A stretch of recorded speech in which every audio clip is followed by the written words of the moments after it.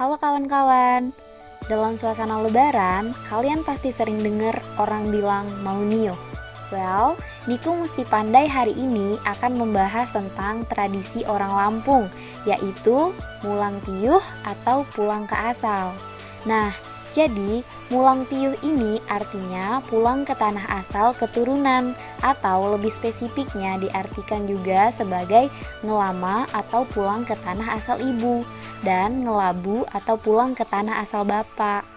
Umumnya, masyarakat pesisir barat melakukan tradisi mulang tiuh ini pada hari raya Idul Fitri, tepatnya sekitar 3 atau 4 Syawal pada saat hari raya Idul Fitri. Adapun sesuatu yang tidak pernah ketinggalan dan selalu dibawa ketika masyarakat pesisir barat mulang tiuh ialah mereka selalu membawa isi nipan, yakni nampan yang berisi kue-kue lebaran seperti buah tat, cucuk gigi, kembang luyang, buah cucok, dan sebagainya yang dibungkus rapi dengan kain. Mari kita intip penampakan dari kue wajib yang dibuat oleh orang Lampung saat lebaran dan dibawa pada saat mulang tiuh.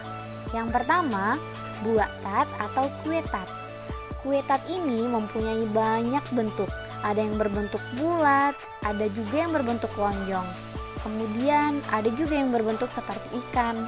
Nah, yang berbentuk lonjong seperti papan itu biasanya disebut dengan buah tat papan.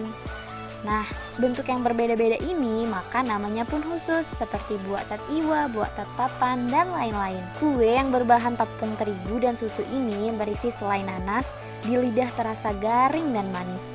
Yang kedua yaitu cucuk gigi. Kue cucuk gigi adalah kue yang terbuat dari tepung dan sagu yang diadon kemudian digiling menggunakan mesin sehingga berbentuk seperti tusuk gigi. Kue ini rasanya gurih di lidah. Yang ketiga yaitu kembang luyang. Kue yang satu ini pun bisa ditemukan di Sumatera dan Jawa. Orang Betawi menyebutnya kembang goyang, maka penduduk pesisir barat menamainya kumbang luyang. Adonan dibuat encer dan cetakan dari besi berbentuk bunga.